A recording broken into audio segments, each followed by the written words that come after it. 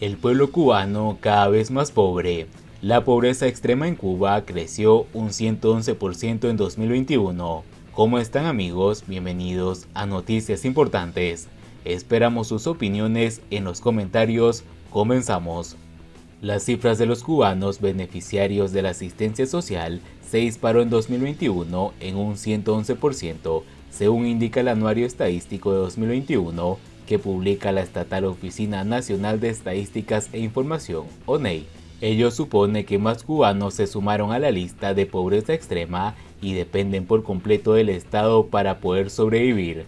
De acuerdo con el economista Pedro Monreal, esa cifra, que supone que ahora el 3.6% de la población cubana depende de esa asistencia, permite atisbar la verdadera situación de la pobreza en Cuba, sobre la cual no se publican cifras. El nivel total de la pobreza crónica en Cuba debe ser superior a los beneficiarios de la asistencia social, pero no se dispone de información pública sobre una línea de pobreza crónica que pudiera incluir esa categoría un número mayor de los receptores de asistencia social, apuntó Monreal en Twitter.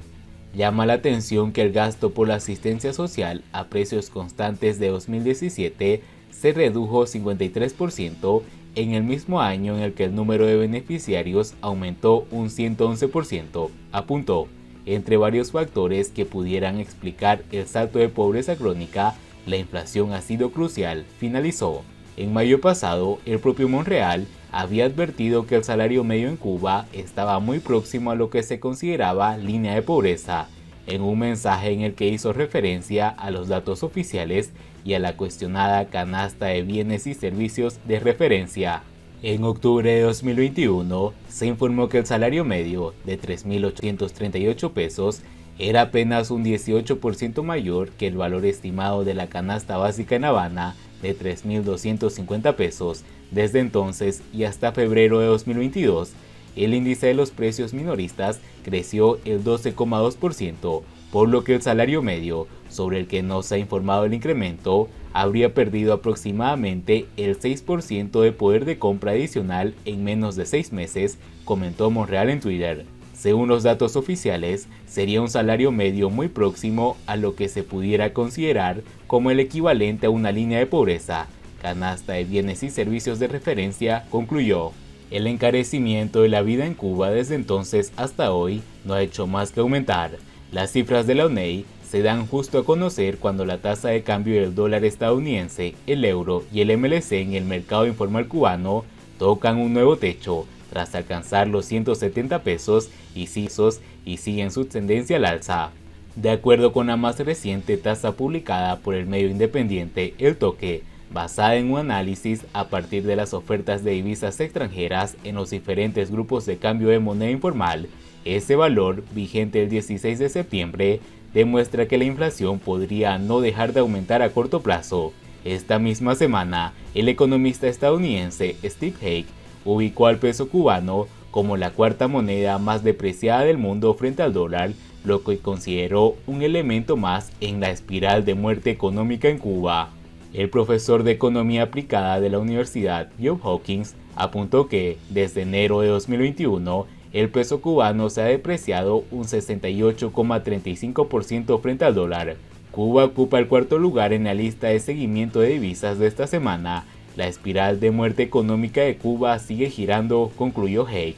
Entre junio y agosto, la inflación los 5 puestos entre las peores del mundo para colocarse como la segunda mayor del planeta, solo por detrás de Zimbabue, indicó el propio Steve Hague. El colapso económico no conoce barreras en este paraíso comunista de Cuba. Cuba llega al segundo puesto en la escalada de inflación esta semana.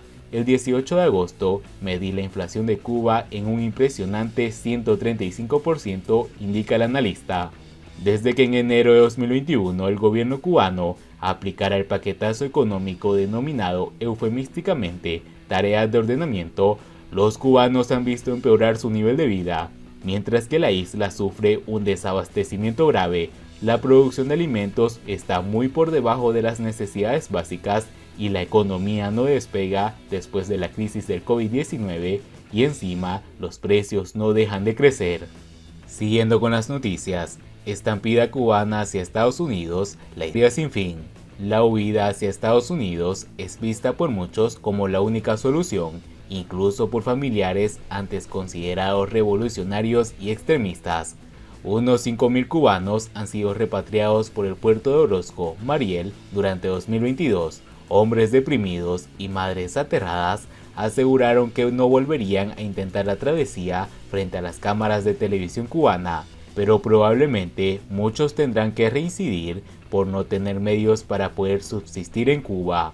Las tropas guardafronteras de Cuba y el Servicio de Guardacostas de Estados Unidos efectuaron un encuentro técnico para incrementar la cooperación operacional en el enfrentamiento de tráfico ilícito de migrantes, las salidas ilegales, el tráfico de drogas y las operaciones de búsqueda y salvamento marítimo en La Habana los días 8 y 9 de septiembre. Las conversaciones progresaron en el marco de la Comisión Bilateral Estable establecida en agosto de 2015 y la Declaración Conjunta de Estados Unidos-Cuba sobre los temas migratorios, suscrita el 12 de enero de 2017, una semana antes de concluir la presidencia de Barack Obama. La eliminación de la política pies secos, pies mojados y del programa de admisión provisional, Parole, para profesionales cubanos de la salud en terceros países fueron los aspectos más novedosos de ese documento. Sin embargo, el éxodo cubano se ha extendido de las turbulentas aguas del estrecho de Florida a la frontera entre México y Estados Unidos. Más de 200.000 personas de todas las edades durante el año fiscal 2022, quien concluye este mes, aprovecharon la eliminación del requisito de visados para viajar a Nicaragua y encaminarse a la frontera sur de Estados Unidos. Ahora, las autoridades cubanas buscan que la administración Biden levante la clasificación de Cuba como un país patrocinador del terrorismo eliminada por Barack Obama, pero renovada por Donald Trump y ratificada por Biden. Para ese fin, han logrado que el nuevo presidente de Colombia, Gustavo Petro, pida la salida de la isla de esa lista, con el argumento de que Cuba nuevamente está facilitando las negociaciones de paz con el ELN. Aquí la ineficiente conducción económica durante 63 años, los resultados de la tarea de ordenamiento impuesta en enero de 2021 y sus supuestas correcciones han agravado la inflación, la devaluación de los salarios y otros males. La justificación de todos los problemas con el embargo perdió credibilidad entre la población hace varios años. La mayoría de las personas está agobiada por el hambre de sus hijos, los apagones de 12 horas diarias, la carencia de suficiente agua potable, la incertidumbre sobre la reubicación laboral ante el cierre de las preponderantes empresas estatales por la falta de materia prima, rentabilidad o flujo eléctrico, el transporte público aún peor que antes y los galopantes precios. Para colmo, es difícil recurrir al sistema de asistencia médica porque está colapsado y no hay medicamentos. El dengue avanza vertiginosamente por todo el país sin que el gobierno tenga recursos para montar una campaña similar a la de épocas pasadas, cuando prestigiosos galenos fueron removidos o castigados por exponer públicamente la existencia de la enfermedad. La huida hacia Estados Unidos es vista por muchos como única solución, incluso por los familiares antes considerados revolucionarios y extremistas. Cuba continuará desangrándose mientras el gobierno la destruye y estimula las salidas para poder bajar la tensión social, lograr el abastecimiento de alimentos y medicinas y recibir remesas. Y bien amigos, así vamos terminando las noticias importantes del día de hoy. Por favor, nos ayudarían mucho compartiendo las noticias y así poder informar a muchas más personas de la verdadera realidad en Cuba. Patria y vida mis hermanos, nos vemos en el siguiente.